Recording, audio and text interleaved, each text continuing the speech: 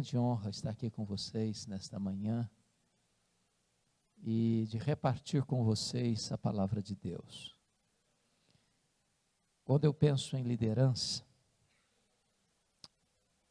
eu me inclino a pensar naquele que para mim foi o grande líder do cristianismo. Como Deus mudou a vida dele, como Deus colocou no cadinho, na fornalha, no deserto, como Deus o preparou para o ministério, como Deus usou poderosamente o ministério, como Deus foi glorificado na vida dele. Às vezes nós queremos o bônus da liderança, mas não queremos o ônus da liderança. Às vezes nós queremos as vitórias, mas não queremos as lutas. Às vezes nós queremos pular fases, e não dá para pular fases. Então eu queria repartir com vocês aquilo que arde em meu coração sobre a vida do apóstolo Paulo. E peço a você para abrir sua Bíblia comigo, na última carta que Paulo escreveu, que é a sua carta a Timóteo, a segunda carta a Timóteo. Está no capítulo 4, versos 6 a 18, é o texto que vamos ler. 2 Timóteo 4, 6 a 18. Todos vocês têm plena ciência de que essa foi a última carta que Paulo escreveu. Vocês têm plena convicção também que Paulo escreveu esta carta da sua segunda prisão em Roma, quando ele já tinha plena certeza que seria morto. Ele não estava preso como na primeira vez, anos 61, 63, numa prisão quase que domiciliar. Mas agora ele estava numa masmorra, úmida, fria, insalubre. O que estava por trás dessa segunda prisão não eram mais os judeus, por zelo ou ciúmes, mas era o Estado, era Roma, era o imperador. Agora ele não estava mais preso como um apóstolo, ele estava preso como um bandido. Ele diz isso lá nessa carta, capítulo 2, verso 9, como um malfeitor, sendo acusado talvez de um dos mais graves crimes do império, de ser o líder dos incendiários de Roma. Ele escreve essa carta quando a igreja está enfrentando um grande risco, porque muitos, ou diz o texto, que todos os da Ásia o abandonaram. Ligar-se a Paulo era ser acusado de incendiário e era sofrer o risco de ser preso e martirizado. O cristianismo está vivendo um momento de risco, de perigo, de ameaça. Timóteo, pastor de Éfeso, é jovem, é doente, é tímido, e Paulo precisa passar o bastão para ele. E é nesse contexto, irmãos, é que Paulo escreve esta carta. Este é o último capítulo desta carta. Essas são as últimas palavras deste capítulo. Portanto, essas são as últimas palavras de Paulo antes de morrer, registradas na Bíblia. Então vale a pena ouvir o que ele está dizendo. E ele diz assim: quanto a mim, já estou sendo oferecido por libação, e o tempo da minha partida é chegado. Combati o bom combate, completei a carreira, guardei a fé.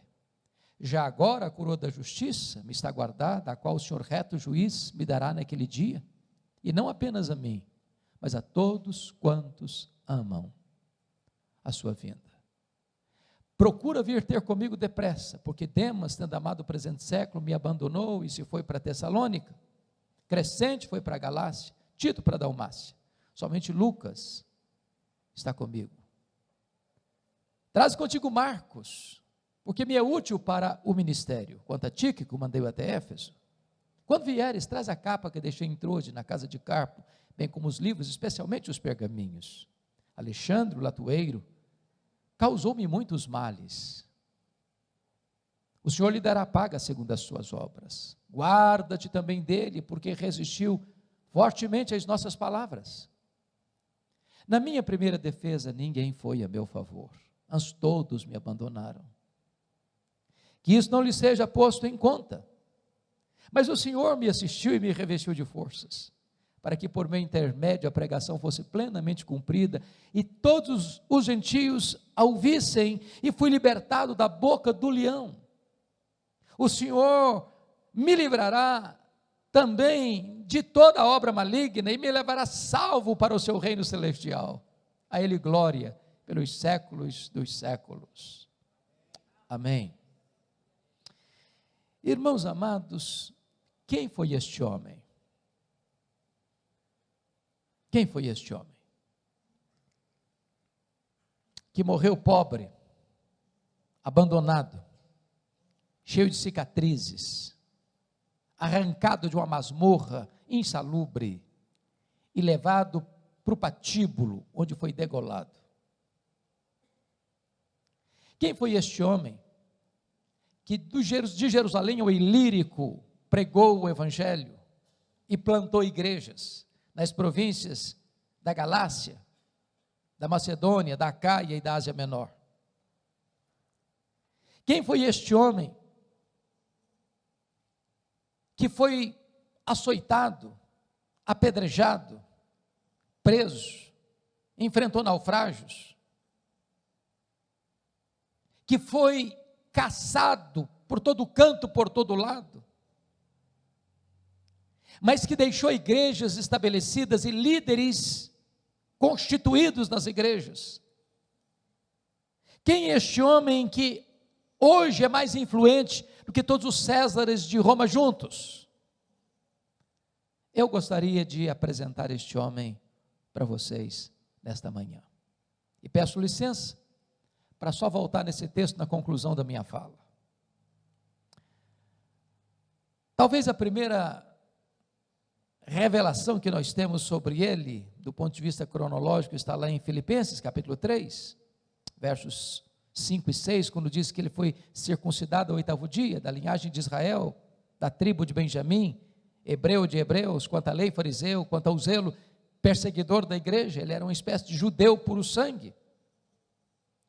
Diz Atos 22, versículo 3, que ele nasceu em Tarso, na Cilícia, portanto era cidadão romano por direito de nascimento, e que ele foi enviado pelo seu pai para Jerusalém, onde morava sua irmã, para estudar aos pés do grande rabino, neto de Hilel, para ser um líder do judaísmo, para ser um expoente da sua religião. E ele se forma aos pés de Gamaliel, recebendo a instrução, recebendo o conhecimento, recebendo capacitação. E diz a Bíblia em Gálatas 1,14, que dentre os da sua idade, ele se destaca, ele se projeta, ele torna-se singular, exatamente pelo seu zelo, pela lei, pela tradição de seus pais. Torna-se um homem culto, poliglota, personalidade forte, espírito de liderança.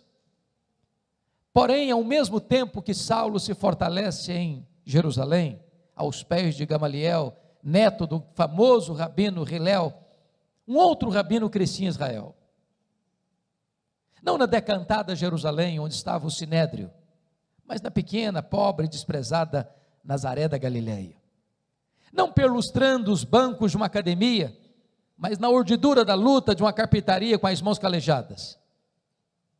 E o rabino da Galileia, aos 30 anos de idade, vai ao Jordão, é batizado por João Batista, e dá início ao seu ministério. E diz a Bíblia que ele não ensinava como os escribas, mas como quem tem autoridade. Os cegos viam, os aleijados andavam, os surdos ouviam, os mudos falavam, os leprosos eram purificados, os cativos eram libertos, os mortos ressuscitavam. O evangelho era pregado no poder do Espírito Santo. Isso provoca certamente ciúmes por parte do sinédrio. Escalam os fariseus para vigiá-lo, para policiá-lo, para investigá-lo, para buscar uma ocasião oportuna para pegá-lo no contrapé. Acusam-no, prendem-no, crucificam-no, sepultam-no, para alívio do sinédrio. Entretanto, no primeiro dia da semana, uma bomba explode no arraial do inimigo. O túmulo do Rabi da Galileia está aberto, e aberto de dentro para fora.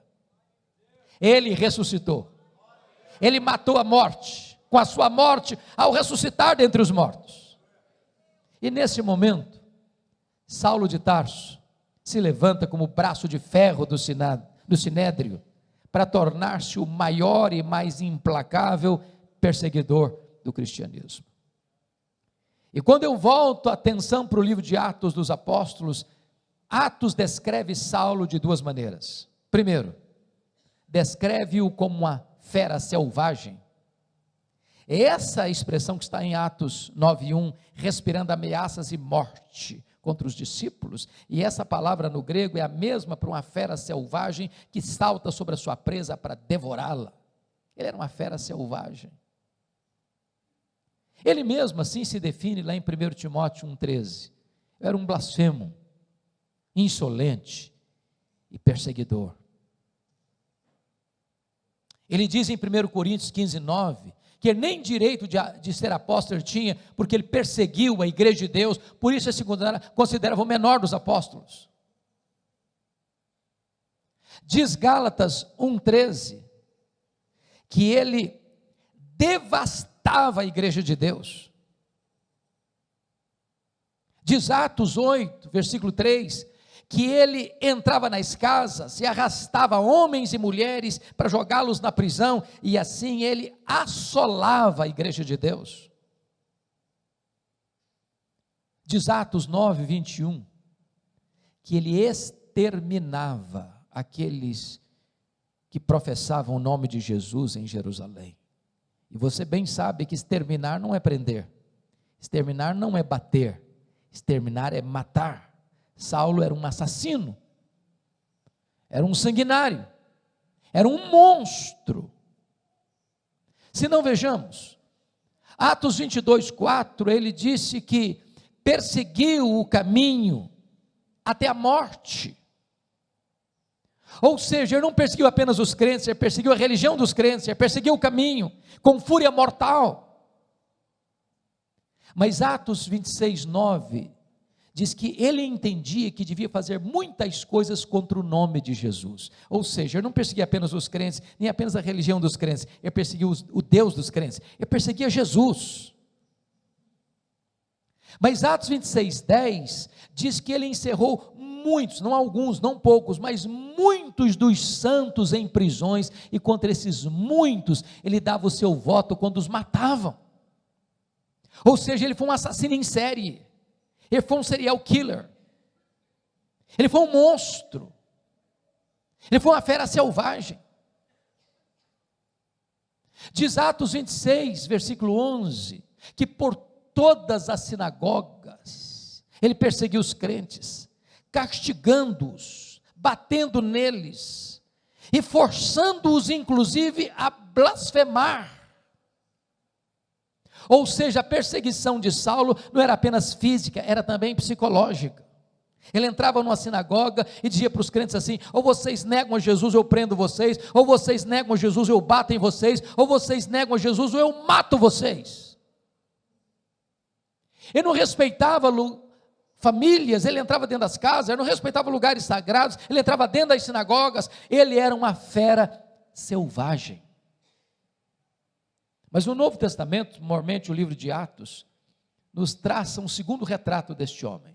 Ele não era apenas uma fera selvagem, ele era também um touro indomável. Isso está em Atos 26:14. Quando o próprio Senhor Jesus aparece para ele e diz: Saulo, Saulo, por que me persegues? Dura coisa te é recalcitrares contra os aguilhões. Eu fui criado na região rural e vi muito boi sendo amansado para o trabalho doméstico. E um dos principais instrumentos para amansar um boi bravo é o aguilhão. O aguilhão.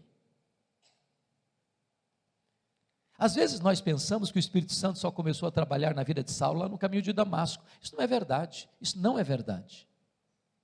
Toda vez que Saulo entrava numa casa e arrastava um homem ou uma mulher e jogava na cadeia, toda vez que Saulo entrava numa sinagoga e batia nos crentes e forçava os crentes a blasfemar, e esse crente preferia morrer pela sua fé, a negar a sua fé e apostatar, toda vez que Saulo dava o seu voto para matar um crente porque ele não negava a sua fé, era o Espírito Santo picando a consciência desse homem, era o Espírito Santo ferroando esse touro bravo, mas esse touro bravo não quer ser amansado, até o dia que esse touro bravo está indo para Damasco, respirando ameaças e morte, quando de repente, das alturas, o domador de touro bravos joga esse touro bravo no chão e grita desde o céu: Saulo, Saulo, por que me persegues? Dura coisa te é recalcitrares contra os aguilhões. O touro bravo está caído, o touro bravo está vencido, o maior perseguidor do cristianismo está convertido. Bendito seja Deus. A graça de Deus é irresistível. Fecha-se aqui o primeiro capítulo da sua vida. Abre-se um novo capítulo, a preparação de Saulo para o ministério. E diz a Bíblia que ele é levado da estrada de Damasco para a casa de Judas, na rua direita, em Damasco. E diz Atos 9:13, que Deus aparece para um discípulo em Damasco, chamado Ananias, e diz: vai na rua direita, na casa de Judas, e impõe as mãos sobre Saulo, para que ele seja curado. E Ananias responde para Deus: mas Senhor, eu tenho ouvido falar de tanta gente, quantos males tem feito este homem aos teus santos em Jerusalém? Mas Deus diz: vai, porque ele é para mim um vaso escolhido. Eu enviarei para longe aos gentios, e eu lhe mostrarei o quanto importa sofrer pelo meu nome. Diz a Bíblia que Ananias vai então e impõe as mãos sobre Saulo, e ele é curado da sua cegueira. Está 3 dias orando, jejuando. E quando Ananias impõe as mãos, as escamas caem dos olhos, ele é curado. Diz a Bíblia que ele recebe o Espírito Santo e que ele é batizado. E agora confira comigo aí Atos 9, versículo 20. Logo que ele é curado, logo que ele recebe o Espírito Santo, logo que ele é batizado, diz a Bíblia, ele que começa a pregar nas sinagogas de Damasco, afirmando que Jesus é o Filho de Deus. Agora veja o verso 22. Saulo mais e mais se fortalecia, confundindo os judeus, demonstrando que Jesus é o Cristo. E eu pergunto a vocês, há alguma diferença entre o que ele fez no verso 20 para o que ele fez no verso 22? No verso 20 ele afirma que Jesus é o Filho de Deus, mas no verso 22 ele demonstra que Jesus é o Messias, que Jesus é o Cristo. Há uma grande diferença.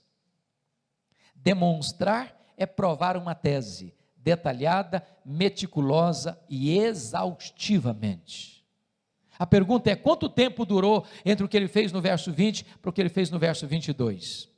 Atos não responde essa pergunta. Mas a resposta está em Gálatas capítulo 1, versículos 15 a 18. Diz que quando ele foi convertido lá na estrada de Damasco, ele não subiu para Jerusalém onde estavam os apóstolos, ele não consultou carne e sangue, mas ele partiu para a região da Arábia, e lá ele expendeu 3 anos, quando ele então retorna novamente para Damasco, e então diz o verso 18 de Gálatas 1, é que ele vai para Jerusalém. A pergunta é: o que é que ele ficou fazendo 3 anos na Arábia? E a resposta é: um seminário intensivo com o Senhor Jesus. Se Jesus investiu 3 anos nos apóstolos em Israel, Jesus investe 3 anos em Saulo na Arábia. A teologia que Paulo ensina, ele não a ensina como ensinava as doutrinas do judaísmo, aprendendo numa academia. Ele recebe essa teologia por revelação direta do Senhor Jesus. Nesses 3 anos ele releu o Antigo Testamento e então chega à conclusão que aquele Jesus que ele perseguira de fato é o Messias, e convencido dessa verdade, diz Gálatas 1,17, que ele retorna outra vez para Damasco, e é nessa volta é que se encaixa o verso 22, Saulo mais e mais se fortalecia, confundindo os judeus, demonstrando que Jesus é o Cristo. O que acontece com ele? Os judeus querem matá-lo em Damasco, ele tem que fugir, de forma humilhante, desde um cesto, muralha abaixo, de noite, e ele vai para onde agora? Agora ele vai subir para Jerusalém. Confira aí Atos 9, versículo 26, eu preciso muito da sua atenção aqui, porque eu quero levantar uma tese agora, e a tese que eu quero levantar é esta: às vezes nós imaginamos que Saulo foi poderosamente usado por Deus desde a sua conversão, e isso não é um fato, isso não é um fato. Saulo precisou aprender uma das mais importantes verdades do cristianismo, a doutrina da nova aliança, verdade essa que ele mesmo vai ensinar mais tarde na sua segunda carta aos Coríntios, capítulo 2, verso 14 em diante, quando ele diz assim: graças porém a Deus, que em Cristo sempre nos conduz em triunfo, e por meio de nós manifesta a fragrância do seu conhecimento, tanto nos que são salvos, como nos que se perdem. Para uns cheiro de vida, para outros aroma de morte, para a morte. Mas quem porém é suficiente para essas coisas? A resposta fica no ar, no capítulo 2, verso 16, segundo aos Coríntios, e só é dada em 2 Coríntios, capítulo 3, quando diz: a nossa suficiência vem de Deus.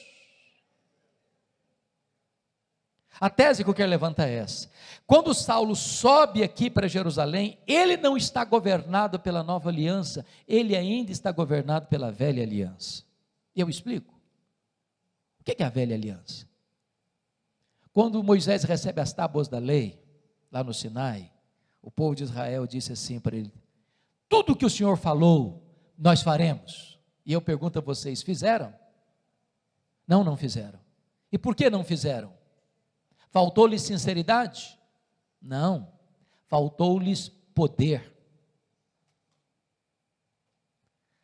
O lema da velha aliança é: tudo depende de mim, nada depende de Deus.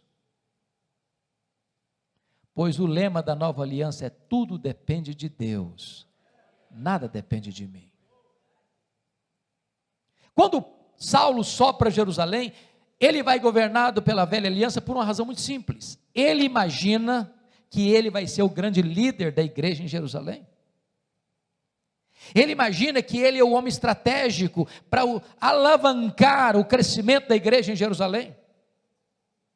Ele imagina que ele é o homem que tem o melhor currículo, que tem o melhor preparo, que tem o melhor performance. E ele tinha motivos para pensar isso. Primeiro, porque os apóstolos de Jesus eram galileus. E você bem sabe que em Jerusalém, na Judéia, os galileus eram tidos como gente de segunda classe. Era chamada de Galileia dos gentios. Tanto é fato que quando aconteceu o Pentecostes, e vocês se lembram disso, a multidão se ajunta, e 3 coisas aconteceram. Primeiro, ceticismo. O que quer isso dizer? Segundo, preconceito. Esquece, são galileus. Terceiro, zombaria, estão bêbados. Saulo pensou: esses homens galileus aqui em Jerusalém vão conseguir nada. Segundo motivo, os apóstolos eram iletrados, diz a Bíblia. Jerusalém era a capital intelectual da teologia. Lá estavam os escribas, lá estavam os doutores, lá estavam os fariseus, lá estava o sinédrio. Ele pensou: além de galileus são incultos, aqui em Jerusalém não vai dar certo, não vai funcionar. Ele, Saulo, conhecia Jerusalém, ele perseguiu a igreja em Jerusalém, ele conhecia os corredores eclesiásticos do sinédrio. Ele pensou: eu tenho o melhor currículo, eu tenho o melhor preparo, eu tenho melhor performance, eu vou ser o grande líder. Quando ele chega, confira aí comigo Atos 9, 26, os discípulos, os membros da igreja de Jerusalém, não acreditaram na conversão dele, pensaram que ele estava blefando, pensaram que ele estava sabotando a fé cristã, e bateram a porta da igreja na cara dele. Para quem queria ser líder, nem recebido foi. Deus golpeia o orgulho dele aqui. Olha Atos 9, 27, porque agora é Barnabé quem o acolhe, quem o recebe, quem o introduz aos apóstolos, e agora sim os apóstolos escutam-no, ouvem-no, acreditam nele, e o recebem, e agora sim ele tem trânsito livre dentro da igreja, discute com os helenistas, quando os helenistas, judeus nascidos fora de Israel, tomam a seguinte decisão: vamos matar Saulo. Quando eles tomaram essa decisão, os discípulos, os membros da igreja chegaram para ele e disseram assim: ô Saulo, você tem que ir embora da nossa igreja, não dá para você ser o nosso pastor não. Agora deixa eu falar uma palavrinha para os pastores aqui. Não é fácil para você estar convencido que deva ficar na igreja, e os membros da sua igreja estão convencidos que você deve sair da igreja. É complicado. Saulo quer ficar, os membros querem que ele vá embora. Sabe o que aconteceu com Saulo? Ele não foi embora. Ele estava convencido que ele era o homem. Só que não foram apenas os membros da igreja que queriam que ele fosse embora, não. Está escrito lá em Atos 22, 17 a 19, que o próprio Deus apareceu para ele e disse: vai embora. Ô irmãos, aí não tem mais opção aí. Você ser mandado embora da igreja pela liderança da igreja é uma coisa, pelos membros da igreja é outra coisa. Agora, ser mandado embora da igreja pelo próprio Deus, parece que não sobra opção mais. Sabe o que aconteceu com ele? Ele não foi embora, não foi. Olha aí o versículo 18, 22, 18, ele começa a razoar com Deus, ele começa a discutir com Deus, ele começa a argumentar com Deus: mas Senhor, eu persegui a igreja aqui. Quando se matou Estevão, tua testemunha estava presente, consentia nisso, até guardei as festas daqueles que o apedrejaram. Sabe o que ele está dizendo para Deus? Ô Deus, o senhor pensa melhor, o senhor pensa direito, o senhor não pode cometer esse erro estratégico. Essa igreja sem a minha liderança aqui não vai para frente não. Eu sou o cara, eu tenho o melhor currículo, eu tenho o melhor preparo, aqui tem que funcionar ao redor da minha pessoa. Eu sou insubstituível. Sabe o que aconteceu? Deus não mudou. Foi Saulo quem teve que mudar e mudar-se. Deus disse: vai!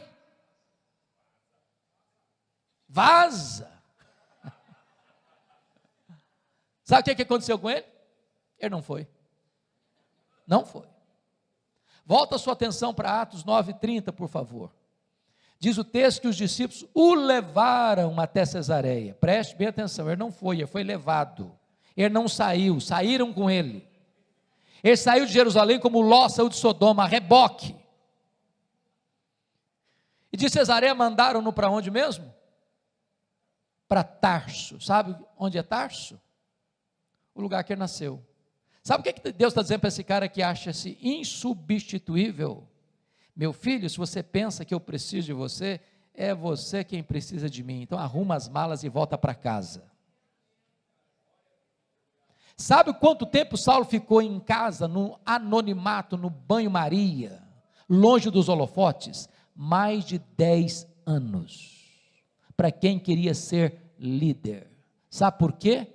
Porque antes de Deus trabalhar através de você, Deus trabalha em você.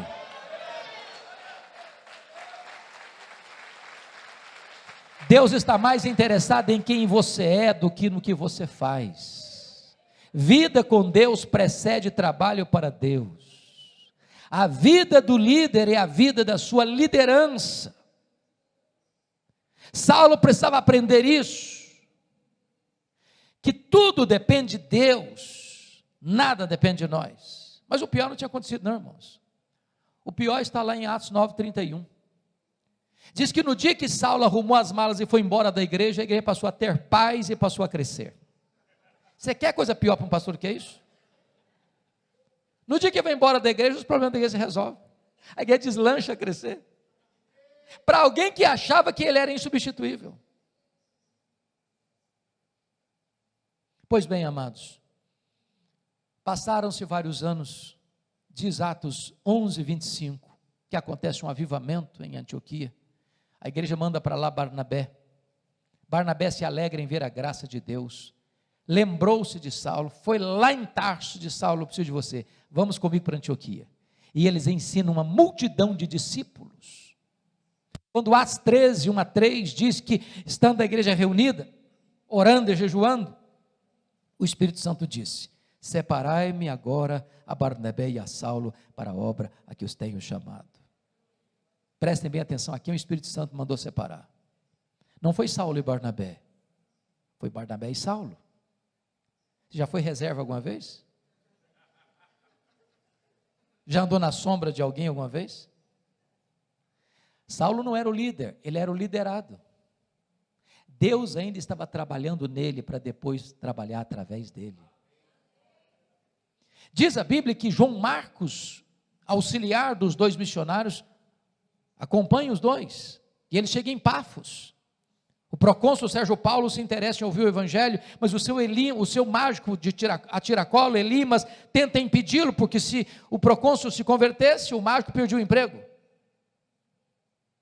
E diz a Escritura que, diante desse cenário, Saulo, cheio do Espírito Santo, fixou os olhos no mágico e disse: ó servo do diabo, até quando perverterás os retos caminhos de Deus? Pois ficarás cego. O mágico fica cego, os olhos espirituais do procônsul são abertos, é convertido a Cristo, e a partir desse momento, Saulo deixa de usar o seu nome judaico Saulo, e passa a usar o seu nome romano Paulo, e a partir daí ele se torna o maior líder do cristianismo. Por quê? Porque aprendeu uma lição: tudo depende de Deus, nada depende de mim.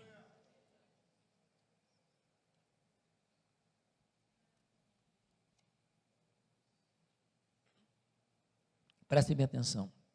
Chega a Atos 13. Diz que João Marcos, eles estão em Perge da Panfilha agora, e João Marcos abandona Paulo e Barnabé e volta para Jerusalém. Você já perguntou por que João Marcos deixou os dois missionários em Perge da Panfilha? A Bíblia não responde, pelo menos de forma direta. Mas nós podemos pensar em algumas possibilidades. Primeira possibilidade: eu acho que ele era muito jovem, e ele pensou que viagem missionária era turismo. Quando ele percebeu que não era, ele falou: estou fora. Primeira possibilidade. Segunda possibilidade: quando ele sai de Antioquia, o líder da caravana era o primo dele, Barnabé. No meio da viagem, muda o comando, agora é Paulo que é o líder. E ele pensou: bom, sob a liderança do meu primo eu iria, mas na liderança do outro não vou não. Terceira possibilidade: ele era muito judeu para acreditar que só a fé em Jesus era suficiente para a salvação. Quarta e última possibilidade, eu creio nessa última. Diz a Bíblia em Gálatas 4, versículos 14 e 15, que Paulo pregou o evangelho pela primeira vez na Galácia, entenda-se Galácia do Sul, Antioquia da Pisídia, Icônio, Derbe e Listra, por causa de uma enfermidade física. Pergunta: que enfermidade física era essa? Muito provavelmente a mesma que o próprio Paulo descreve em 2 Coríntios 12, 7, um espinho na carne, mensageiro de Satanás, para me esbofetear, a fim de que eu não me ensoberbecesse. Pergunta: de onde procede o espinho na carne de Paulo? De Deus ou de Satanás? E a resposta categórica é: de Deus, é claro. Por que eu sei que é de Deus? Por causa do propósito. Para que eu não me ensoberbecesse. Você acha que o diabo tem algum interesse em que você seja humilde? Não, o diabo quer inflar o seu orgulho. Agora, quando Deus usa uma providência carrancuda para burilar você, Satanás pega esse sofrimento e bate na sua cara com ele. Está vendo aí, ó, como é que Deus ama você? Olha como você está sofrendo. Então eu acredito o seguinte: essa região de Antioquia, essa região de Perge da Panfilha, Atos 13, diz os estudiosos, era uma região pantanosa, alagadiça, com forte incidência de malária, e muito provavelmente Paulo pega uma malária nessa região, que dava uma dor de cabeça alucinante. Por isso Paulo tinha talvez problema na sua visão, porque quando ele chega lá na Galácia do Sul, os crentes chegaram a dizer o seguinte: nós gostamos tanto de você, nós vimos você como um anjo de Deus, se possível nós teríamos arrancado os nossos próprios olhos para dar para você. É por isso que Paulo usava talvez um amanuense para escrever suas cartas, e quando ele estava terminando a carta, ele tomava a caneta, a pena, e escrevia: vezes com que grandes letras eu vos escrevo. Talvez seja por isso que quando ele estava lá no Sinédrio, e o sumo sacerdote mandou esbofeteá-lo, ele chamou de parede branqueada, porque talvez enxergasse meio lusco-fusco. O certo é, que João Marcos deve ter pensado assim: eu estou muito jovem para ficar doente, vou voltar para a casa da minha mãe. Bom, então diz a Bíblia que Barnabé, ou agora Paulo e Barnabé, sobem as montanhas do Cáucaso, vão lá para a Galácia do Sul e começam a pregar. Antioquia da Pisídia, Icônia, Derbe e Listra, com lutas, com lágrimas, com sangue, mas deixam a obra de Deus estabelecida. Entenda uma coisa: a bênção de Deus no seu ministério não significa que você não terá oposição no seu ministério. Luta no ministério não é sinal da ausência da bênção do eterno. O crescimento da igreja virá acompanhado de forte oposição de Satanás e do mundo. Paulo é apedrejado, mas igrejas são plantadas, liderança é estabelecida. E diz agora Atos 14, verso 27, que agora ele retorna à igreja enviadora, a igreja de Antioquia, e diz lá que reunida a igreja, relataram quantas coisas fizera Deus, e como Deus abrira a porta do evangelho aos gentios. Nota de rodapé: tem espaço para testemunho na igreja, mas não tem espaço para projeção humana na igreja. Não relataram quantas coisas fizeram eles, relataram quantas coisas fizera Deus. Quem faz a obra é Deus, nós somos apenas os instrumentos. Nunca queira os holofotes para você, nunca tente roubar a glória que só pertence a Deus. Deus não divide a sua glória com ninguém. Agora preste atenção: quando a igreja avança, a oposição cresce. Porque Atos 15:1 diz que os membros da seita dos fariseus desceram de Jerusalém e disseram para os crentes gentios assim: se vocês não se circuncidarem, se vocês não guardarem a lei de Moisés, vocês não poderão ser salvos. Essa teologia não está boa. Está dizendo o seguinte: sua fé em Jesus não é suficiente, o sacrifício de Cristo não foi eficaz, é preciso complementar a obra de Cristo com as obras da lei. Isso não é evangelho, isso é outro evangelho, isso é um falso evangelho. Não dá para fazer obra missionária, essa teologia não está boa. Prestem bem atenção nisso. Quando a teologia não está boa, quanto mais se prega, pior fica. Então diz a Bíblia que Paulo não vai avançar na obra missionária antes de resolver o problema doutrinário. Então o concílio é reunido, as discussões são feitas, a decisão é tomada, a decisão é escrita, uma comissão é nomeada para ler esse documento resolvido lá naquele concílio, nas igrejas gentílicas, que só a fé em Cristo é suficiente, e acabou. A obra de Cristo na cruz foi perfeita, foi final, foi completa, foi cabal. Eu e você, a igreja não pode acrescentar mais nada à obra plena que Cristo realizou na cruz. Agora está resolvido o problema doutrinário? Vamos voltar. Aí Atos 15:36, Paulo chega para Barnabé e diz: aí Barnabé, vamos voltar, filho? Vamos sim, Paulo, só um detalhe: o meu primo João Marcos quer voltar com a gente. Aí diz a Bíblia que Paulo radicalizou e disse: não, comigo ele não vai não. Eu não acho justo levarmos aquele que nos abandonou desde perto da Panfilha. Comigo esse menino não vai, ele não serve para ser meu companheiro de viagem. Eu não quero esse rapaz na minha companhia para fazer a obra de Deus. Comigo ele não vai. Prestem atenção que Paulo está sendo radical. Nota de rodapé de novo: os líderes da igreja não deviam brigar, mas às vezes brigam. Os líderes da igreja não deviam ter desavença um com o outro, mas às vezes tem. Mas deixa eu dizer uma coisa para você: mesmo quando os líderes brigam, a obra de Deus não pode ser frustrada, o plano de Deus não pode ser frustrado. Agora, em vez de uma caravana, tem duas. A Bíblia diz que Paulo pega Silas, profeta de Jerusalém, Barnabé investe no seu primo João Marcos, vai para Chipre, e a obra de Deus continua, a despeito de nós. Apesar de nós, a obra de Deus continua. A obra de Deus acompanha a estada de Paulo, e ele quer entrar na Ásia, o Espírito de Deus o impede de entrar na Ásia, e ele escuta a voz de um varão macedônio: passa a Macedônia e ajuda-nos, e ele entra na Macedônia. Glória a Deus, porque o Ocidente é alcançado pela luz do Evangelho. Você deve agradecer a Deus por essa direção missionária.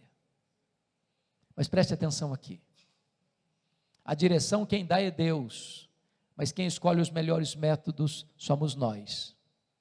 Leia atentamente o livro de Atos e você vai ver que Paulo só se fixou em cidades estratégicas. Filipos era colônia romana, Tessalônica era a capital da Macedônia, Bereia era a importante cidade da Macedônia, Atenas era a capital intelectual do mundo, Corinto era a capital da Caia, Éfeso era a capital da Ásia Menor. O que Paulo está nos ensinando aqui? Estratégias missionárias, estratégias de crescimento de igreja. Vamos plantar uma igreja? Vamos. Onde? Que cidade? Vamos comprar um terreno? Vamos. Em que bairro? Em que rua? Porque às vezes, irmãos, a gente escolhe a cidade mais escondida, o bairro mais distante, a rua de mais difícil acesso, o pior terreno da rua, e aí fica lá 30 anos capengando. Se nós plantarmos igrejas estratégicas influenciarão a sua micro-região. Agora, mesmo quando Deus dá a direção, e mesmo quando nós escolhemos os melhores métodos, nós enfrentamos luta. Paulo é preso e açoitado em Filipos, Paulo é escorraçado de Tessalônica, Paulo é enxotado de Bereia, Paulo é chamado de tagarela em Atenas, Paulo é chamado de impostor em Éfeso, em Corinto. Mas de Corinto ele escreve as suas 2 cartas aos Tessalonicenses, porque a primeira carta já escreveram em Antioquia da Síria, a carta aos Gálatas. E agora ele vai para Éfeso, 3 anos, na terceira viagem missionária, capital da Ásia Menor, cidade com mais de 300 mil habitantes, onde tem uma das 7 maravilhas do mundo antigo, o templo de Diana. Uma cidade fortemente idólatra, uma cidade fortemente marcada pelo ocultismo, e para mim é um dos maiores milagres do cristianismo, que Paulo passa 3 anos nessa cidade, sem rádio, sem televisão, sem jornal, sem Bíblia impressa, sem zap zap, e ele impacta a cidade, a ponto da idolatria recuar, a ponto das pessoas feiticeiras queimarem os seus livros de magia em praça pública, a ponto da palavra de Deus prevalecer. Nesses 3 anos, Paulo planta igreja em toda a região: Esmirna, Pérgamo, Tiatira, Sardes, Filadélfia, Laodiceia, Hierápolis, Colossos. Um milagre, um avivamento espiritual, pelo poder do Espírito Santo de Deus. Não de forma fácil. Ele diz: eu enfrentei feras, eu enfrentei lutas maiores do que minhas forças, mas a despeito das lutas, a obra de Deus avança. Agora ele está saindo de Éfeso. Por que ele está saindo de Éfeso? Ele está indo para Jerusalém levar uma oferta para os pobres da Judeia. Por que isso? Gálatas 2,10 diz que ele assumiu um compromisso com os líderes da igreja, de ir para os gentios, mas não se esquecer dos pobres. Diz Atos 18,2, que no tempo de Cláudio, o imperador, houve uma grande fome no mundo, e Cláudio, por isso, expulsa os judeus de Roma, e esses judeus retornam agora para a Judeia, sem casa, sem propriedade, sem lavoura, e estão passando necessidades, e Paulo faz uma grande coleta nas igrejas gentílicas, para levar para os pobres da Judeia, querendo costurar não apenas cuidado do ponto de vista físico, material, mas também de costurar a unidade espiritual de igrejas gentílicas e a igreja judaica. Quando ele está indo, ele se reúne com os presbíteros de Éfeso e diz assim para eles: o Espírito Santo me assegura que o que eu vou enfrentar pela frente são cadeias e tribulações. Mas ele diz assim: em nada considero a vida preciosa para mim mesmo, conquanto que eu complete a minha carreira e o ministério que eu recebi do Senhor Jesus, para testemunhar o evangelho da graça de Deus. Ele chega em Cesareia, e Ágabo o prende com o cinto e diz: eles vão te prender lá. E os discípulos tentaram demovê-lo. Ele diz: eu estou pronto não só a ser preso, mas a morrer por Jesus em Jerusalém. E ele chega em Jerusalém e é preso. Conspiram contra ele para matá-lo. conspirata descoberta, e Paulo então é levado a Cesareia, e fica 2 anos sendo acusado pelos judeus, sob o governo de Félix e Festo, e diante da fraqueza de Festo, pronto para entregá-lo para o Sinédrio, para ganhar apoio político, Paulo entende a trama e diz: eu sou cidadão romano, e quero ser julgado em Roma. Festo diz: para Roma você quer ir? Para Roma você irá. Deus havia dito em Atos 23:11, coragem, Paulo, assim como você deu testemunho em Jerusalém, eu quero que você dê também em Roma. Deus o queria em Roma, Paulo queria ir para Roma. Quando ele parte para Roma, ele enfrenta um naufrágio. Você pode entender isso? Tinha 276 pessoas naquele navio, o desespero tomou conta de todo mundo, a morte mostrou para eles a sua carranca, e um anjo apareceu para Paulo e disse: coragem, Paulo, ninguém vai morrer, eu entreguei toda essa gente na sua mão, mas é necessário que vocês vão dar numa ilha. Quando o dia amanheceu, eles avistaram a ilha de Malta, o navio se arrebenta todo, ninguém morre, todos são salvos, e os malteses, bárbaros que não falavam grego, prepararam uma grande fogueira para aquecê-los. Paulo foi o único que quis manter a fogueira acesa, pegou um punhado de gravetos e jogou no fogo, e quando ele joga o punhado de gravetos no fogo, do fogo brota uma víbora e prende na mão dele. Aquela cobra tinha 276 outras opções para morder, mas logo na mão do Paulo, os bárbaros gritaram na hora: é um assassino, tenta se livrar do mar, a justiça não deixa viver, vai cair, vai inchar, vai morrer. Não caiu, não inchou, não morreu, mudaram de opinião, é um Deus. Não, agora não é nem um assassino, nem um Deus, é o servo do Deus vivo. Quando você lê Atos, você vai notar que não foi a tempestade que o levou para Malta, foi a mão da providência divina. Porque o pai do prefeito estava doente, ele orou por ele, ele foi curado, os demais enfermos vieram, ele orou por eles, eles foram curados, e agora Paulo passa os 3 meses de inverno rigoroso ali, e os malteses o mandam para Roma com todas as suas necessidades supridas. Quando eu chego em Roma, fica 2 anos preso, e ele escreve aos Filipenses 1:12 assim: meus irmãos, eu quero que vocês saibam que as coisas que me aconteceram têm antes contribuído para o progresso do Evangelho. Que coisas são essas, Paulo, que você está falando, que aconteceram para você? Eu podia resumir para nós assim: olha, eu fui perseguido em Damasco, eu fui rejeitado em Jerusalém, fui esquecido em Tarso, eu fui apedrejado em Listra, fui preso e açoitado em Filipos, fui escorraçado em Tessalônica, eu fui enxotado de Bereia, fui chamado de tagarela em Atenas, eu fui chamado de impostor em Corinto, eu enfrentei feras em Éfeso, eu fui preso em Jerusalém, eu fui acusado em Cesareia, eu enfrentei um naufrágio para Roma, eu fui picado por uma cobra em Malta, eu cheguei em Roma preso e algemado, mas eu quero que vocês saibam que as coisas que me aconteceram têm antes contribuído para o progresso do Evangelho. Esse homem não crê em acaso, esse homem não crê em sorte, esse homem não crê em olho gordo, esse homem não tem medo de sexta-feira 13, esse homem sabe que a mão de Deus dirige o seu destino. Porque ele estava preso em Roma, diz ele em Filipenses 1, 3 coisas aconteceram. Primeira coisa, a igreja foi mais encorajada a pregar. Quando viram Paulo preso, algemado, trabalhando mais do que eles se mexeram. Isso levou o Ray Stedman, de saudosa memória, fazer uma declaração insólita. Ele diz assim: um dos mais eficazes métodos de crescimento de igreja, eu não gosto muito desse método, é o seguinte: bote os pastores na cadeia e a igreja crescerá. Segunda coisa, porque Paulo estava preso, ele diz: toda a guarda pretoriana tomou conhecimento das minhas cadeias em Cristo. Sabe o que está acontecendo aqui? Paulo ficou 2 anos preso. Ele era prisioneiro de César, sob a égide do imperador, dentro do palácio do imperador. Tinha que ficar um soldado preso com ele, algemado com ele, todo dia, 3 turnos por dia. E lá estava a guarda pretoriana. Sabe o que era a guarda pretoriana? Era a guarda de elite do imperador. Eram os soldados da mais alta patente do império. Eram 16.000 soldados de escol, algemado com Paulo, todo dia em rodízio. O que Paulo fez com eles? Evangelho neles, evangelho neles, evangelho neles, evangelho neles. Depois de 2 anos, toda a guarda pretoriana estava evangelizada. Se Paulo estivesse solto, ele jamais teria acesso àquele grupo de elite do império, de gente que trafegava pelo corredor do palácio, que tinha influência política no império. Irmãos, Deus não cochila, Deus não dorme, Deus não usa rascunho nos seus planos, Deus não precisa fazer upgrade nos seus propósitos, o plano de Deus é perfeito, louvado seja Deus. Terceiro, porque Paulo estava preso, ele não podia visitar as igrejas, o que é que ele fez? Começou a escrever cartas, as cartas da primeira prisão, Efésios, Filipenses, Colossenses, Filemão. Se Paulo estivesse solto, talvez nós não teríamos essas joias na nossa Bíblia.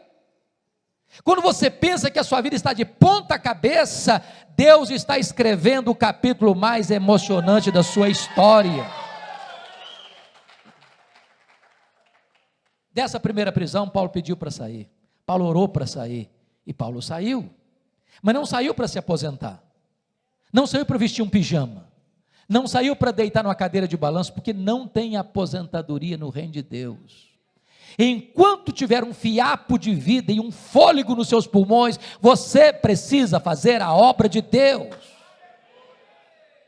Ele saiu para fazer a 4ª viagem missionária, ele deixou Tito em Creta, deixou Timóteo em Éfeso, ele passou por Nicópolis, e eu creio firmemente nisso, ele foi à Espanha, como alguns escritores bem pontuam, como era seu propósito.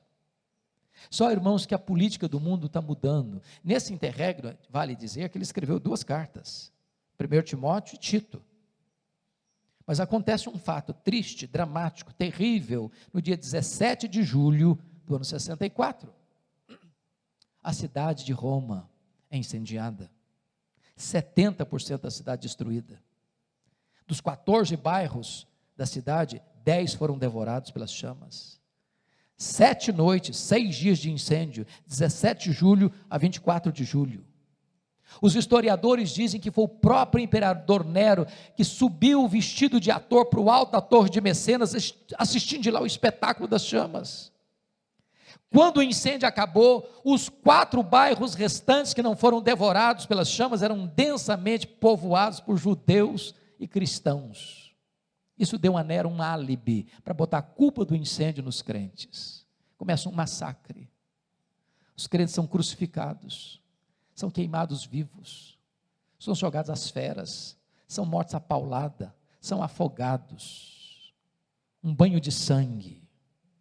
E nesse momento, Paulo está solto como maior líder do cristianismo.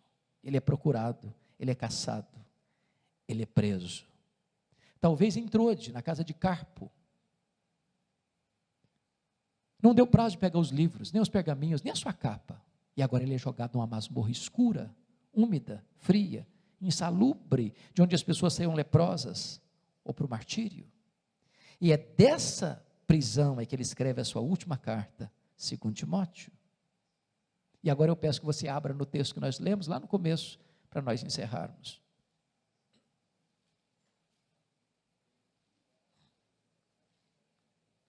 A grande pergunta é, o que é que esse homem está sentindo?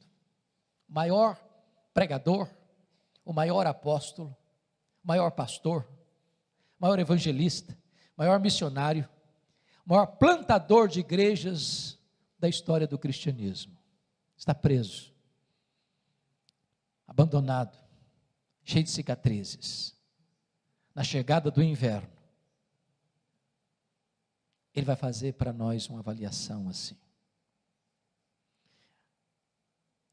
A primeira avaliação que ele faz é a avaliação do seu passado. Versículo 7, confira aí. Combati o bom combate, completei a carreira, guardei a fé. Ele está dizendo o seguinte, a minha vida não foi amenidade não, foi um combate, foi uma luta. Eu não larguei a obra no meio do caminho não, eu completei minha carreira. Eu não prostituí minha consciência não, eu não vendi meu ministério por dinheiro não. Eu guardei a fé. Segunda coisa que ele vai fazer é uma avaliação do seu presente. Olha o versículo 6. Quanto a mim já estou sendo oferecido por libação, e o tempo da minha partida é chegado. Sabe o que ele está dizendo? Não é Roma que vai me matar não, eu que vou me entregar. Eu não vou me entregar para Roma não, vou me entregar para Deus, como oferta de libação ao Senhor. E eu não vou morrer também não, eu vou partir.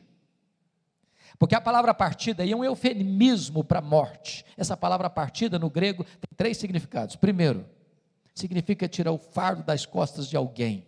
Sabe o que é morrer para um crente? Diz Apocalipse 14:13, é descansar das suas fadigas. Segundo significado, é desatar um bote para atravessar o rio. Sabe o que significa morrer para um crente? É fazer a sua última viagem rumo à pátria celestial. Terceiro, significa afrouxar as estacas de uma barraca, levantar acampamento, ir para sua casa permanente. Sabe o que é morrer para um crente? É mudar de endereço, é ir para a casa do Pai. Paulo não está com medo de morrer, porque sabe em quem tem crido e sabe para onde está indo. A terceira avaliação que ele faz é a avaliação do seu futuro, no versículo 8. Já agora a coroa da justiça me está guardada, a qual o Senhor reto juízo me dará naquele dia, não apenas a mim, mas a todos quantos amam a sua vinda. Sabe o que ele está dizendo? Eu não estou indo para o cadafalso, não, eu estou indo receber a coroa da justiça. Não importa se Nero vai me considerar culpado, o que importa é que o Rei dos Reis, diante de quem todos vão ter que comparecer, já me declarou justificado, e o que eu vou receber é a coroa da justiça. Mas apesar disso, irmãos, esse homem não é um super-homem, e nem nós deveríamos querer ser. Ele é um homem que tem sentimentos, e que eu acho bonito em Paulo, é que ele, ao fechar as cortinas da vida, não tem vergonha nenhuma de compartilhar conosco as suas lutas. E ele vai mostrar para nós alguns dramas que ele viveu. Primeiro drama da solidão. Olha o verso 9. Procura vir ter comigo depressa. Olha o versículo 21. Venha, mas venha antes do inverno, meu filho. Olha o versículo 11. Quando você vier, filho, traz Marcos contigo. Ele me é útil para o ministério. Eu amo esse versículo, porque ele me remete a Atos 15, 36 a 41, quando um dia Paulo disse assim, esse rapaz não serve para andar comigo, eu não o quero comigo, ele não serve para ser meu companheiro. Agora Paulo, já velho, já encanecido, já cheio de cicatrizes, está dizendo, eu quero esse menino comigo, eu preciso dele ao meu lado, eu quero encostar minha cabeça no peito dele antes de morrer. Sabe o que significa isso, irmãos? Você nunca é tão grande como quando você é humilde. Não desça a sepultura com pendências emocionais na sua vida. Tenha coragem de pedir perdão. Tenha coragem de tratar de relacionamentos machucados e feridos. Não deixe gente ferida por suas próprias mãos antes de partir para o Senhor. Segundo drama que esse homem enfrenta é o drama do abandono. Olha o versículo 10. Porque Demas, tendo amado o presente século, me abandonou. Não é fácil ser abandonado. Não é fácil ser abandonado por aqueles a quem você amou. Não é fácil ser abandonado na velhice, quando você precisa de ajuda. Não é fácil ser abandonado quando você está precisando de um ombro. Porque gente precisa de Deus, mas gente precisa de gente. Abandono. Paulo está lidando com isso. Abandono dói, seja em qualquer situação da vida. Terceiro drama que ele está enfrentando, o drama da traição. Olha o versículo 14 e 15. Alexandre o latoeiro causou-me muitos males. Os historiadores dizem que foi esse homem que delatou o apóstolo Paulo, culminando na sua segunda prisão e no seu consequente martírio. É gente que apunhala você pelas costas, é gente que puxa o seu tapete, é gente que se alegra quando você cai, é gente que chora quando você se levanta, é gente que celebra suas derrotas e se entristece com as suas vitórias. Não é fácil ser traído, irmãos, não é fácil. Mas olha o versículo 15, ele não resiste apenas a Paulo, ele resiste às palavras de Paulo. Ele não resiste apenas quem Paulo é, ele resiste o que Paulo faz. Não é fácil ser traído. Quarto drama que Paulo enfrenta, irmãos, é o drama das privações. Olha o verso 13. Paulo enfrenta 3 privações. Privação emocional, eu preciso de gente. Privação mental, ele diz, traz os meus livros, os meus pergaminhos. Nota de rodapé aqui. Gente, Paulo sabe que vai morrer. Sabe que vai morrer, mas quer estudar um pouco mais. Tem gente que passa a vida inteira e não lê nada, pois Paulo está querendo ler, sabendo que está sentenciado à morte. Alimente a sua mente, estica o seu cérebro, Estude. Você, pastor, no momento que cessar de aprender, você cessa de ensinar. Você não pode se alimentar de leite magro e destilar néctar para o povo. Você precisa ler e estudar até o último dia da sua vida. Terceira privação que este homem enfrenta, privação física. O irmão, o inverno está chegando, e ele diz: traz a minha capa, meu filho, quando você vier. Lá em Roma faz temperatura abaixo de zero. Dentro de uma masmorra é tão frio lá dentro quanto lá fora. Vocês sabem que gente velha sente mais frio que gente nova. Está dizendo: meu filho, se você não trouxer a minha capa, eu vou morrer de frio, antes de ser degolado. Sabe o que me impressiona, irmãos? É que o maior pastor, maior missionário, maior apóstolo, maior líder, maior plantador de igrejas, maior teólogo do cristianismo, não tem uma capa velha para usar no inverno. Se Paulo fosse lido pelas leis da teologia da prosperidade, seria um fracasso. Um fracasso. E quantas vezes você e eu estamos murmurando, tendo casa para morar, tendo roupa para vestir, tendo cama para dormir, tendo comida sobre a mesa.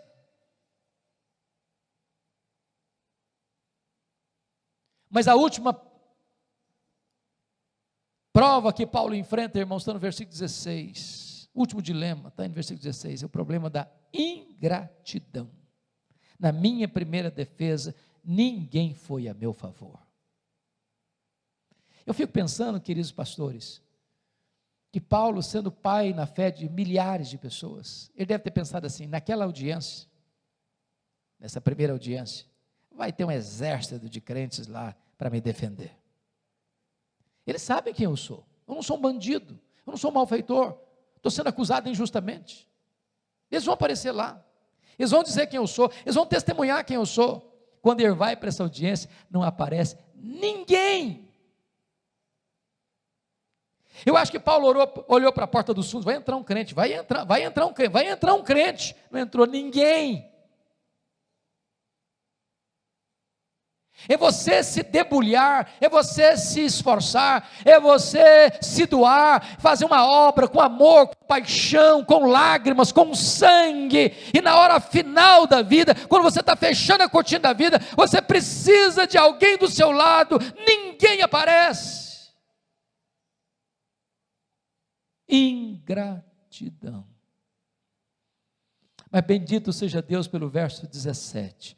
Mas o Senhor me assistiu e me revestiu de forças, para que por meu intermédio a pregação fosse plenamente cumprida, e todos os gentios ouvissem, e fui libertado da boca do leão. O Senhor me guardará de toda obra maligna, e me levará salvo para o seu reino celestial. Pode faltar para você o apoio dos homens, mas não faltará para você o socorro de Deus. Pode faltar para você o reconhecimento da terra, mas não lhe faltará a assistência do céu. Bendito seja Deus. A nossa recompensa não está aqui. A nossa coroa não está aqui. A nossa casa permanente não está aqui. A nossa pátria não está aqui. A nossa herança não está aqui. Mas eu quero concluir dizendo o seguinte: quis Deus que este último momento na vida de Paulo não estivesse registrado na Bíblia. Mas sabe, irmãos, eu vejo esse momento, eu imagino esse momento, e eu vejo essa hora. Houve um dia em que um carcereiro, homem rude, cruel, insensível, recebe em sua mesa um pedaço de couro, contando o nome de um prisioneiro que deveria ser executado naquele dia. Eu vejo esse homem se levantando da sua cadeira, pegando um pesado molho de chaves numa mão, uma tocha na outra mão, e percorrendo aquele corredor escuro, sombrio, gelado. Eu vejo esse homem abrindo uma pesada porta de ferro, Eu vejo esse homem entrando naquela masmorra escura e insalubre, com aquela tocha na mão. Eu vejo esse homem gritando: prisioneiro Paulo, prisioneiro Paulo, prisioneiro Paulo. E lá no fundo, o velho responde: sou eu estou aqui. Ele é acorrentado, ele é retirado daquela masmorra, ele percorre aquele corredor escuro, e quando ele está para ser degolado, o carrasco lhe pergunta: você quer dizer algumas palavras antes de morrer? E Paulo responde: eu quero. Talvez pensasse que Paulo fosse expressar a sua mágoa, a sua revolta, a sua dor, a sua decepção, mas não. O velho apóstolo levanta as mãos para os céus e diz a ele: ao Senhor Jesus, glória pelos séculos dos séculos. Amém. Bota a cabeça no cepo. A espada de Roma tosa-lhe a cabeça. Corpo para um lado, cabeça para o outro. Tombou na terra como um mártir, foi recebido no céu como um príncipe. Este homem que diz para você e para mim: sede meus imitadores, como eu sou de Cristo.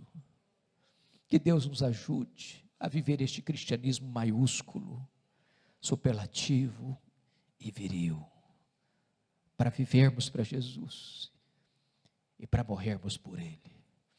Que Ele nos abençoe.